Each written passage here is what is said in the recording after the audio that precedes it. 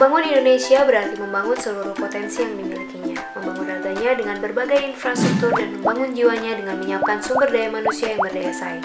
Pemerintah terus bergerak cepat dalam membangun infrastruktur yang bertujuan mendukung pembangunan ekonomi.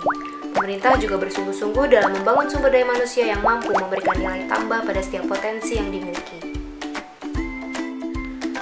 Pendidikan tinggi memiliki peranan penting dalam pembangunan. Pada sektor inilah sumber daya manusia ditempa dan di sanalah inovasi serta teknologi bermula.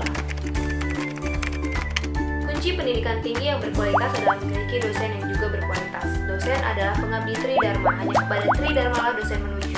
Pendidikan, penelitian, dan pengabdian kepada masyarakat merupakan suatu kesatuan tugas dan fungsi dosen yang berdiri sejajar. Dalam menjalankan ketiganya secara berimbang, butuh kompetensi yang sejalan dengan zaman. Dosen hari ini dituntut memenuhi kebutuhan kompetensi zaman sesuai konteks Tridharma. Dosen harus kreatif dalam membangun nuansa pembelajaran yang aktif, melihat visi baru dalam mendidik generasi yang berubah.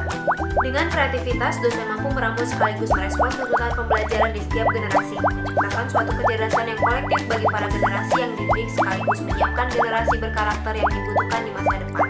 Dosen pun harus mengaktifkan daya kritisnya. Sebagai seorang insan akademis yang otonom, dosen diharapkan piawai melihat perubahan lingkungan sekaligus menangkap peluang pada setiap permasalahan yang tengah dan akan terjadi. Dengan daya kritis, dosen bisa berdiri menyampaikan solusi atau mencatatkannya pada karya-karya akademis sehingga memperkaya literatur akademis dunia. Dosen harus mampu berkolaborasi mengikis sekat perbedaan, membuat rasa ingin tahu sebagai pemersatu. Globalisasi ilmu pengetahuan telah memaksa para dosen atau akademisi untuk saling berdiskusi, membicarakan segala kebaruan yang terjadi pada ilmu pengetahuan dunia. Dosen saling dapat mengisi dan bekerja sama dengan individu dari berbagai latar belakang keilmuan, berkolaborasi mencari solusi untuk dunia yang lebih baik. Komunikasi menjadi kunci dosen dalam menjalankan segala amanah yang dimilikinya. Dosen harus dapat memiliki kompetensi komunikasi yang baik, mampu menyuarakan kebenaran dalam komunitas keilmuan masyarakat ataupun perumus kebijakan.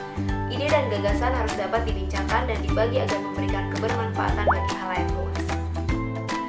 Dosen harus bersiap menjadi pemimpin di bidang akademis atau keilmuan. Dosen perlu menempa visinya tentang pembangunan di hari depan, melihat segala perubahan yang kadang terjadi begitu cepat dan beradaptasi pada perubahan tersebut.